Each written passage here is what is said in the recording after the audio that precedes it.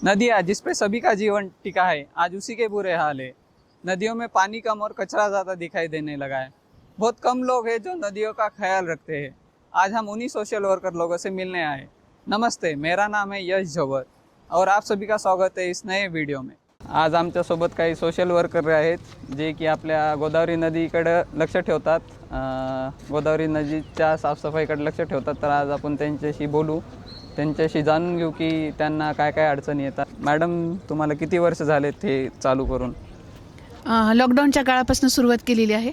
अच्छा, तर तुमचं हे जे पूर्ण ग्रुप आहे तेव्हापासूनच चालू केले का दमादमान? सुरुवातीला फक्त राजू देशमुख हे एकटेच लॉकडाऊनच्या काळामध्ये त्या साईडला बसले होते असंच येऊन, तर आजूबाजूला जो परिसर होता गोदावरी काठाचा तो अस्वच्छ दिसत होता। तर बसल्याबरोबर त्यांना असं जाणवलं की ही काही चुकीचं आहे। गोदावरीला आपण माता म्हणतो आणि याच ठिकाणी अशा प्रकारची घाण टाकणं हे चुकीचं आहे, म्हणून ते सुरुवातीला काढायला लागले। हळूहळू एकाचे दोन, सुरुवातीला माझाही विरोध होता आणि त्यानंतर मलाही त्याचं महत्त्व कळालं, मग मी पण जोडल्या गेले। हळूहळू एकाचे दोन, दोनाचे चार आणि आज आमची एवढी टीम या ठिकाणी आता तयार आहे। छान छान छान।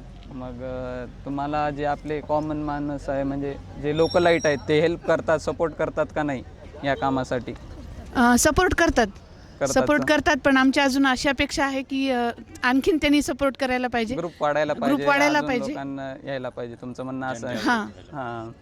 आणि जे काय गव्हर्नमेंटकडनं सपोर्ट भेटायला पाहिजे ते भेटतो का? म्हणजे तुम्हाला जे इक्विपमेंट लागतात साफसफाईला, जे ग्लव्ज म्हणा ते म्हणा, ते भेटतात का गव्हर्नमेंटकडनं? गव्हर्नमेंटकडून साहित्य वगैरे नाही, पण बाकीच्या गोष्टी आपल्याला ते सहकार्य करतात। बाकीच्या जसं की आता आम्ही म्हणलं की आम्हाला JCB हवी आहे, कचरा नेण्यासाठी काही गाड्या हव्या आहेत किंवा तुमचे काही कामगार हवे आहेत, तेव्हा ते एका शब्दात ते पाठवून देतात।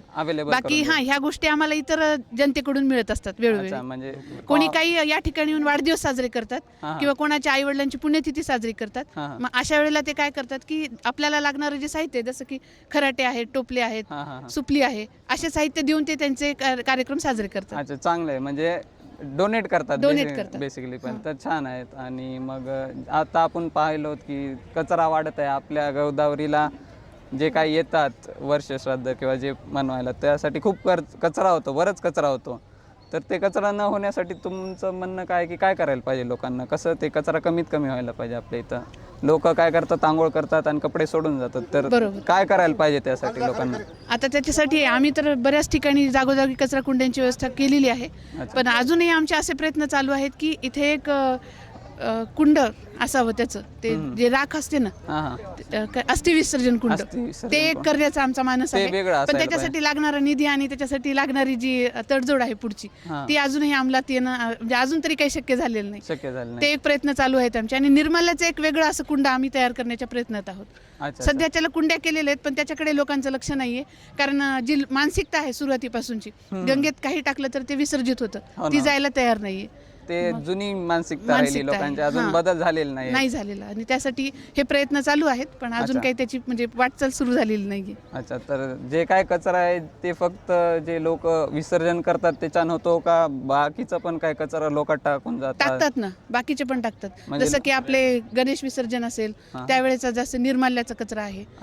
इतरही कोणाच्या घरात काही देवांचे फोटो वगैरे असतील, ते असे खराब झाले की इथेच आणून टाकतात। मग आम्ही असं म्हणतो की त्यांना गंगेच्या साईडला कुठेतरी ठेवा, नंतर त्याची आम्ही विल्हेवाट लावू, पण ते काय करतात, डायरेक्ट येऊन गंगेतच विसर्जन करतात। मग ते बऱ्याच वेळेला आम्ही काढलेले, आणि बऱ्याच प्रमाणामध्ये प्लास्टिक वगैरे लोक टाकून देतात। निर्मल्याच्या ज्या बॅग आहेत त्या जशाच्या तशाच टाकून देतात, ते तर बायोडिग्रेडेबल प्रोडक्ट पण नाही, ते तशाला तसंच राहतं, तर काय होत पण नाही त्याच्यानं।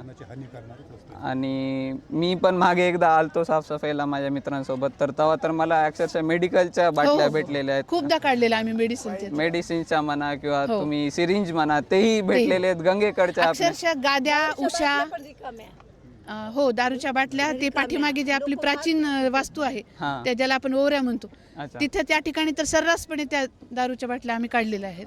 त्याचे व्हिडिओ सुद्धा यापूर्वी व्हायरल झालेले आहेत।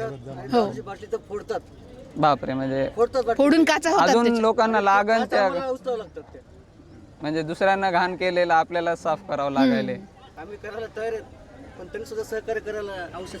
नाही, पण हे खरं तर कचरा व्हायलाच नाही पाहिजे। ही देवस्थान आहे, इथं बसून लोकांना दारू प्यायलाच नाही पाहिजे। पाहायला गेलं तर पहिली गोष्ट दारू पिण्याचं ठिकाणच नाही ना हे। कारण की कसं हे मोकळं ठिकाण आहे म्हणून लोक येऊन दारू पितात, बसतात, रात्रीच्या वेळेला कोणी लक्ष ठेवत नाही. पण हे मानसिकता लोकांची बदलावं लागेल की बाबा हे ठिकाण दारू प्यायचं नाही आहे. इथं देवधर्म आहे, इथं देवाची पूजा करतो आपण, इथं आपण मनाच्या शांतीसाठी यायला पाहिजे, कचरा न करायला पाहिजे खरं तर. पण लोकांना अजून ती मानसिकता बदलण्यात चालली. लोकांना असं वाटायले की बाबा हे माझं घर नाही आहे. आपण आपल्या घराला कसं स्वच्छ ठेवतो तसं ही पण स्वच्छ ठेवायला पाहिजे जागा पाहायला गेलं तर. पण आपण इथंच कचरा करतो आणि लक्ष ठेवत नाही असल्या गोष्टींकडे. गोदावरी माता की जय. आम्ही गोदावरी स्वच्छता अभियानाच्या माध्यमातून या परिसरामध्ये ज्या महत्त्वाच्या सुखसुविधा आहेत त्याच्यासाठी वारंवार आम्ही प्रशासनाकडे पाठपुरावा केलेला आहे. मग त्यामध्ये अनेक मागण्या आहेत, ते आता एवढ्या सगळ्या सांगणं शक्य नाही. आणि महत्त्वाचं म्हणजे आम्ही सगळेजण फक्त या ठिकाणी स्वच्छताच करत नाहीत तर दरवर्षी पावसाळ्यामध्ये झाडं लावतो आणि नुसतं लावत नाही तर त्याचं संगोपनसुद्धा करतो. त्याच्यानंतर आमचे जे हे सगळे ज्येष्ठ मंडळी आहेत यांच्या मार्गदर्शनाखाली हे गोदावरी स्वच्छता अभियान चालतं. मी एकटा काही करू शकत नाही, हे सगळेजण आहेत म्हणून आज गोदावरी स्वच्छता अभियान नावारूपास आलेलं आहे. हां ना. आणि महत्त्वाचं म्हणजे बऱ्याच जणाला काय वाटतं की हे फक्त गोदावरीची स्वच्छता करतात, पण गोदावरीला कचरा आला नाही असं गंगाखेड शहरातलं घरच नाही. त्याच्याकरता आमच्या टीमनं गंगाखेड शहरातल्या प्रत्येक घराचा कचरा उचलला आहे. म्हणजे असं कोणी समजू नये की आम्ही गोदावरीला येत नाहीत, आमची घाण येत नाही, पण सगळ्या शहराची घाण इथं येते आणि ती घाण हे सगळेजणं उचलतात. त्याच्या पुढं जाऊन सांगायचं म्हणजे आमचा एखाद्या रविवारी जर कोणाचा फोन आला तर आम्ही मंदिर स्वच्छता करतो. आताच मंजुषाताईने सांगितलं की फक्त हेच नाही तर आम्हाला संपूर्ण कॉलनीमध्ये जाऊन स्वच्छतेची जनजागृती करायची की आपलं शहर स्वच्छ दिसलंच पाहिजे. भारत माझा देश आहे आणि ते स्वच्छ ठेवणं हे माझं कर्तव्य आहे. नाही तर भारत माझा देश आहे आणि ते घाण करणं माझं कर्तव्य आहे. आताची मानसिकता लोकांची अशी झालेली आहे. त्याच्यामुळं जसं तुम्ही स्वतः स्वच्छ राहा वाटतंय, घर स्वच्छ राहा वाटतंय, मग तसं तुम्हाला तुमचा परिसर, तुमचं शहर स्वच्छ का ठेवा वाटत नाही, असं आमचं सगळ्याला एक विनंती आहे.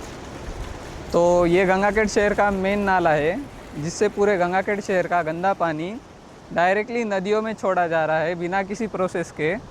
ना पानी का फिल्ट्रेशन हो रहा है, ना सॉलिड जो भी वेस्ट है नाली में का वो निकाला जा रहा है, वो डायरेक्टली नदियों में डंप किया जा रहा है.